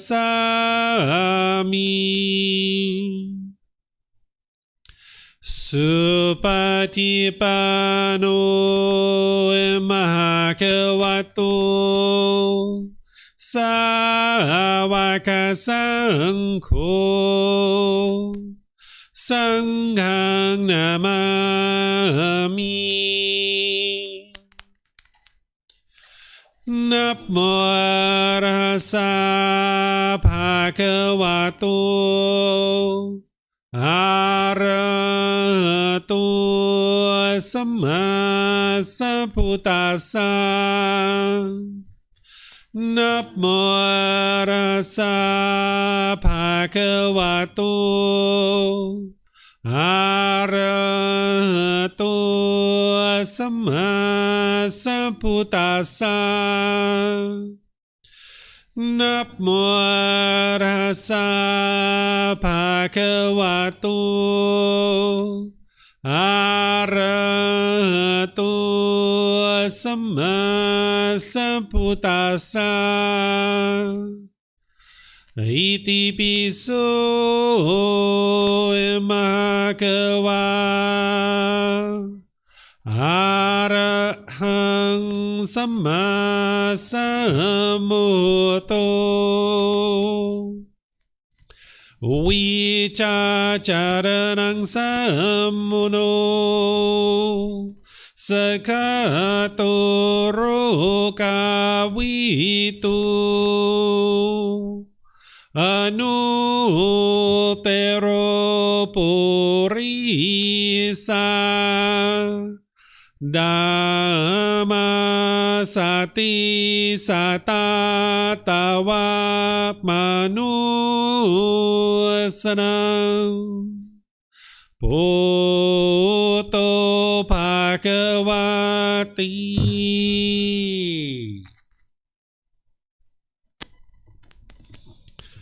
Okay, with the lower body and hands and arms comfortable, in the upper body erect. Just close the eyes and start breathing in through the nose and out through the nose. Here you'd like to just establish the breath. A nice, natural, steady, consistent breath. Not forced or controlled. Just a gradual inhale through the nose, experiencing the full breath. And then whenever you're ready, exhale out through the nose. Breathing in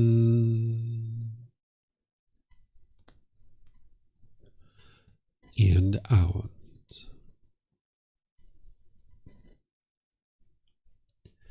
Breathing in and out.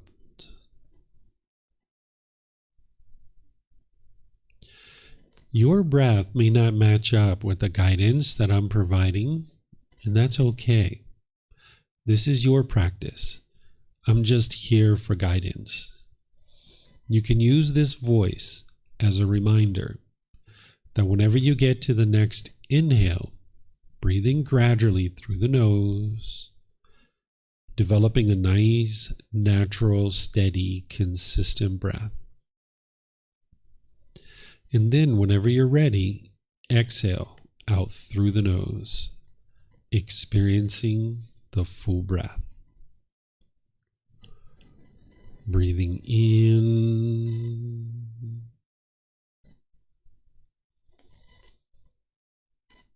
and out.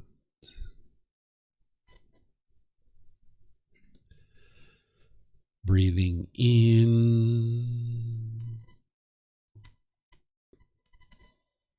and out.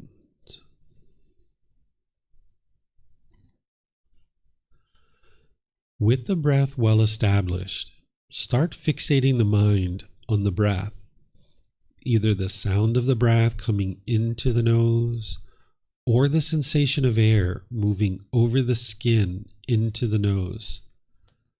The breath is the present moment. Fixate the mind on the breath, the present moment. Breathing in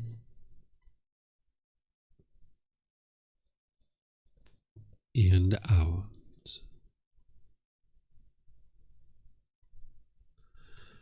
Breathing in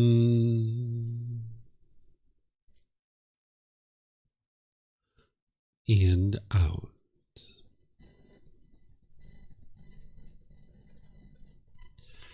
With the mind fixated on the breath, whenever you notice that it moves off the breath, cut that off, let it go, and come back to the breath, the present moment. No need to observe the thought, label it, judge it, analyze it, or even try to figure out where it's coming from. Whenever you notice that the mind is moved off the breath, cut that off, let it go, and come back to the breath, the present moment. Breathing in and out.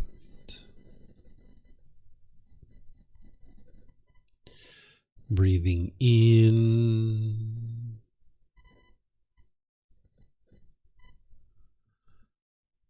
and out.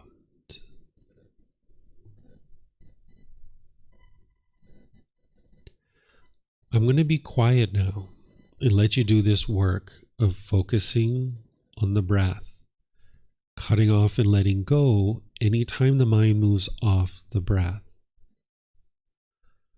You have nowhere to go. There's nothing to do. No one needs you right now. This is your time to focus on the breath.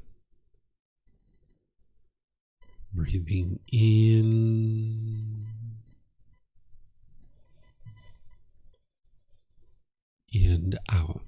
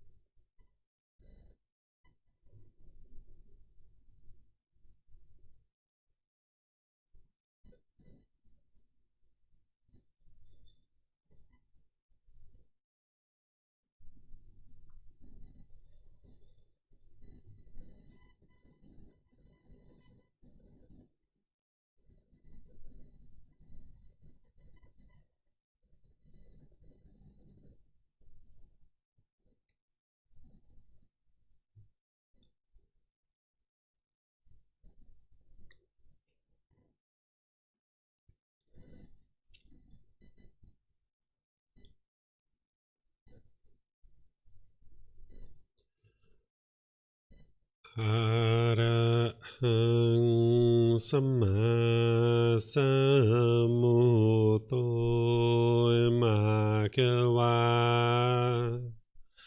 พุทธังมะคะวันตังอะภิวาเทมิ สวากขาโตมะคะวะตาธัมโมธัมมังนะมัสสามิสุปฏิปันโนมะคะวะโตสาวกสังโฆ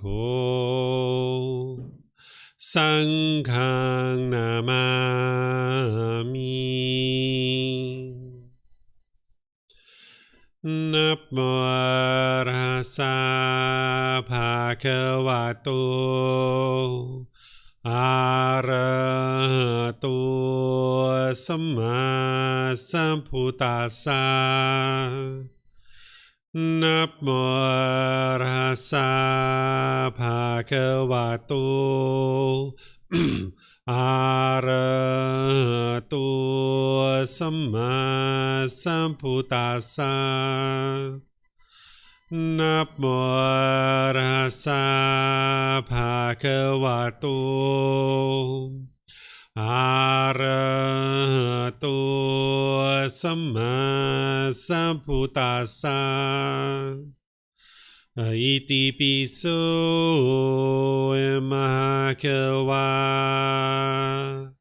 อะระหังสัมมาสัมพุทโธวิชาจารนังสัมโมโนสกขาโตโรกาวิตุอนุเตโรปุริสาดัมมาสติสัตตาตาวามนุสนังพุทโธภะคะวะติ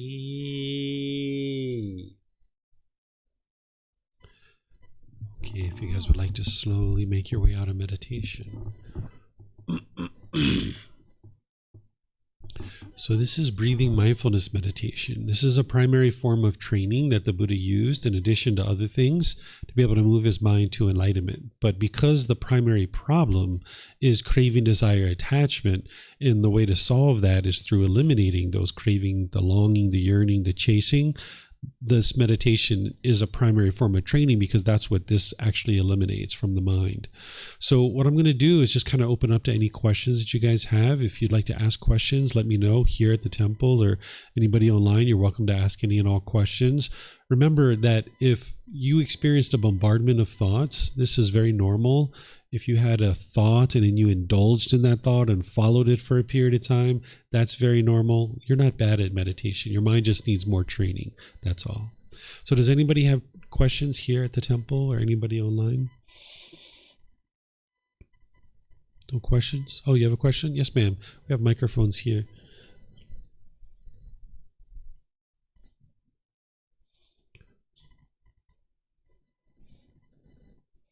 Thank you for the guidance.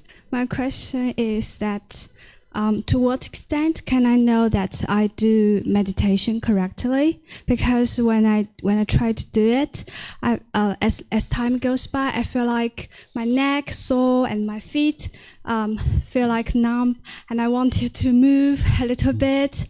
So I somehow feel like I suffered a little bit physically.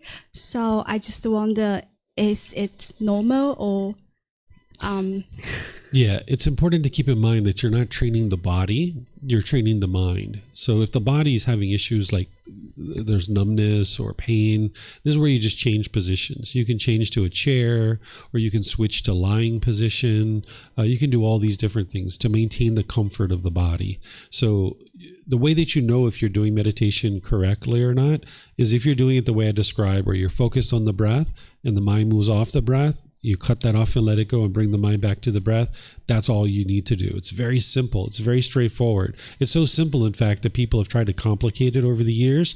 This is one of the reasons why we don't see massive numbers of enlightened beings in the world, because people have misunderstood what the Buddha was actually teaching. So he teaches you to do it very simply, very easily. Just focus on the breath, cut that off and let it go if the mind moves off the breath, and bring the mind back. And then just put the body in whatever position it needs in order to be comfortable. So you're not training the body, you're training the mind.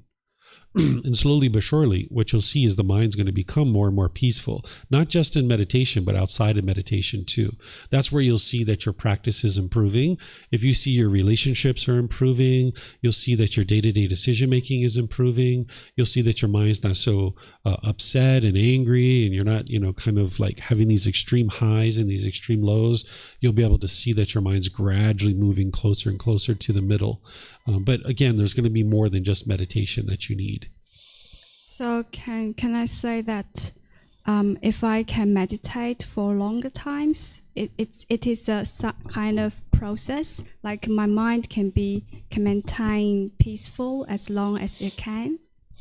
Yeah, you'll notice that the 30-minute mark is like a sweet spot. Even scientists have researched this, and they say that 25 minutes is the sweet spot. And I say 30 because the way that you do the chanting on the way in and on the way out, it's 2.5 minutes on the way in, 2.5 minutes on the way out. So it's 30-minute meditation from beginning of the chanting to the end of it.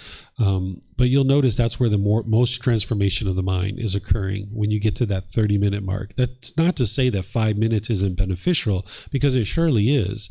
Any kind of meditation is beneficial, but you'd like to be able to observe your mind slowly, gradually becoming more and more peaceful, not just in meditation, but outside of meditation too.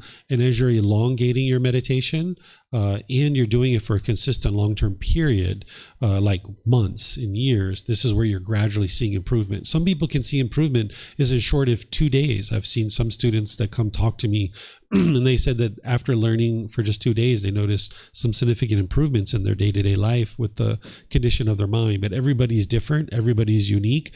As I mentioned, 2 to 3 meditations a day for 30 minutes or more. If you were doing 2 meditations a day, that's basically 60 in a month, right? I'm almost certain that you're not going to be able to do that right out of the bat, right? You're not going to be able to do 60 meditations. But if you're gradually building up your meditation practice, and eventually you get to a point where you're meditating 52, 53, 54 times a month, you're going to make your way to enlightenment. Your enlightenment isn't going to be determined based on missing meditation today. If you miss meditation today, that's not going to determine whether you get to enlightenment or not. What's going to determine whether you get to enlightenment or not is, can you consistently meditate over a long-term period, multiple years? Can you gradually be meditating? So if you get 52, 53, 54, 55 per month, you're making your way to enlightenment. And you're going to notice slowly but surely the condition of your mind's gradually improving. Your relationships are improving, your ability to make decisions, your clarity, your focus and concentration is improving. This is how you'll know through indication that your mind is improving. But you're going to need more than just meditation. There's a teaching here I'll show to you. I teach this as well. It's called the Eightfold Path. This is the core central teaching of the Buddha. You need to learn the entire path. Meditation is just one component. It's just one aspect. It's right here in this factor called right concentration. So if you did the math, each individual factor is about 12.5% of the path. And then there's individual aspects of each factor. So meditation is one aspect of one factor. So if you do the math, your meditation is about 6.25% of your practice to get to enlightenment. It's important. It's a primary aspect of your practice, but there's so many other things that you need to do. Because if you were meditating, even though you can't do this, let's just say you were meditating 23 hours a day, but you went outside and you were bitter and harsh and hostile through your speech and your actions, and you were causing harm. You're not anywhere near enlightenment because you're being bitter and harsh and hostile through your speech and your actions. So there's other things that you need to transform in your day-to-day life, and that's where the Buddha's helping you to have that wisdom to know how to do that. And this is the teaching to be able to do that with. Thank you. Yeah, you're welcome. You have a question over here?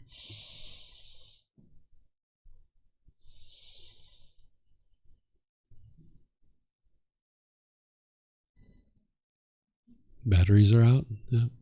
Just like the Buddha said, impermanence.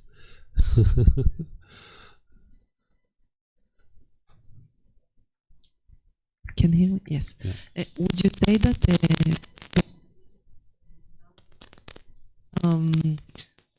breathing mindfulness also be beneficial, like So this is what you might call reflection. This is something that you need to do too, but it's not meditation, where you kind of sit and you look inward and you kind of think about the thoughts that you're having in your mind. You kind of look at your day-to-day life. You kind of look at the wise decisions you're making that are leading to wholesome results, the unwise decisions that are leading to unwholesome results. This is called reflection or introspection. And you're going to need to do this as well, but it's not meditation. It's different than meditation. So in order to get to enlightenment, you're going to need to learn each of these meditations. The breathing mindfulness meditation and loving kindness meditation are the two primary forms that you need to learn. The meditation to eliminate sexual cravings and the meditation to realize non-self, those are two specialized meditations that not everybody needs to learn. But those other two that I shared back here, where the Buddha was teaching, these two here, breathing mindfulness and loving kindness, everybody who's interested in getting to enlightenment through the teachings of the Buddha are going to need to know those. These two are specialized, that are only like a case-by-case basis, because not everyone is going to need those in order to accomplish those goals. You still need to accomplish the goals that these meditations are working towards, but not everybody needs these specific meditations to do it. So what you're talking about is reflection or being introspective, looking inward at your own mind. And that's something you definitely need in order to get to enlightenment, but it's important not to consider that meditation because that's a separate activity. Okay, so what I'm going to do to end things off here is just share one last little teaching from the Buddha, where he says, meditate, monks, do not be complacent, lest you regret it later. This is my instruction to you. Right? So another way to say this would be, meditate, students, don't be complacent or you're going to regret it later. Right? Because when you're angry and when you're sad, when you're lonely and bored and frustrated, you'll regret having not trained your mind. So the Buddha here is encouraging you and motivating you, saying, hey, don't be lazy, don't be lethargic, don't be, dull and complacent with your meditation practice, because you'll regret it later. Some of you guys saw my son when he came in. He's been learning with me since he's very young, very little. He's been training his mind. And he's at the point now where he says he only experiences annoyment once every 3 months.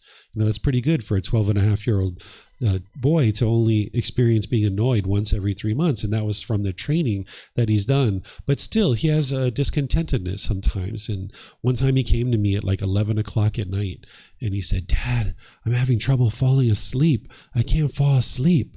And I was like, what's going on? He was like, well, at school today, they showed this really scary movie and I just can't get it out of my mind. The mind just won't let it go. And I was like, have you been meditating? He's like, no, I haven't been. I was like, just like the Buddha said, you'll regret it later when you haven't meditated, right? So he was having difficulties falling asleep, right? Because he wasn't meditating and he was complacent with his meditation and he was regretting it because he was having difficulties falling asleep. So it's important to apply effort and energy towards meditating. Just like we shared about the body, if you walked around for months and years without cleaning this body, you'd feel very uncomfortable, right? And if you haven't been cleaning your mind, no wonder you feel stress sometimes, or anxiety or frustration, because you haven't been cleaning the mind. And you're going to need to be able to do that if you're looking to get to this peace and joy that is possible with the enlightened mental state. One of the ways that I say this is never give up.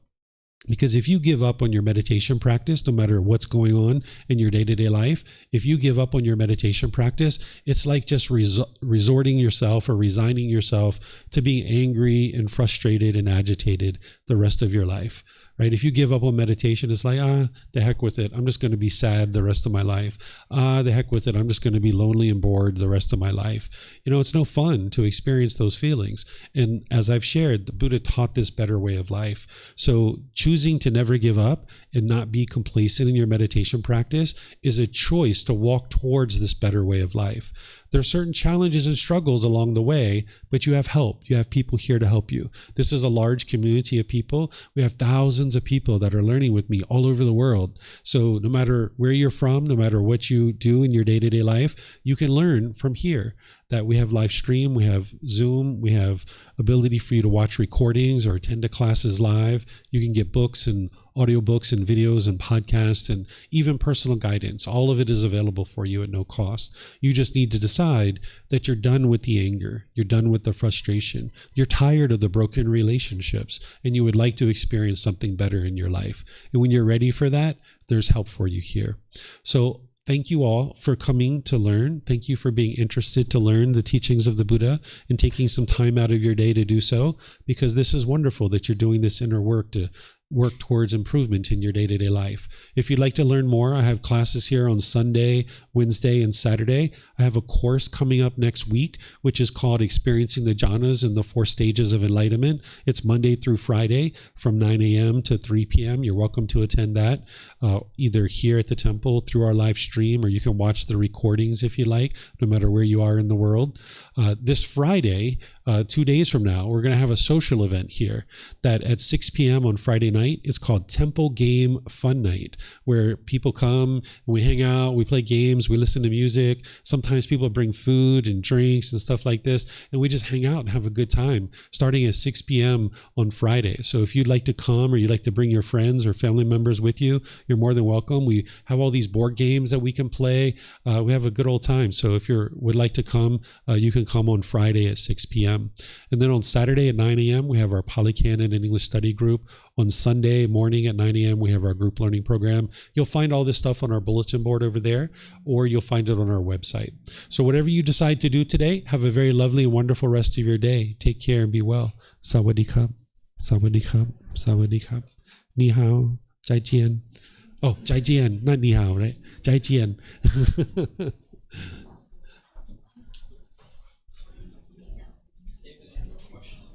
Yeah.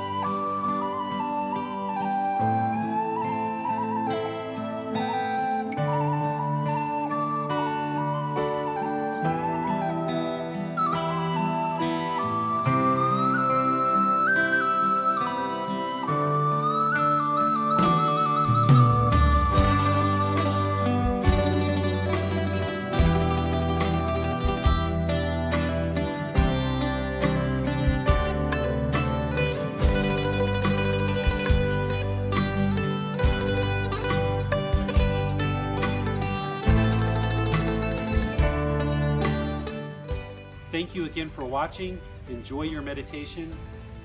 Look forward to seeing you online and answering any questions that you might have. Thank you so much.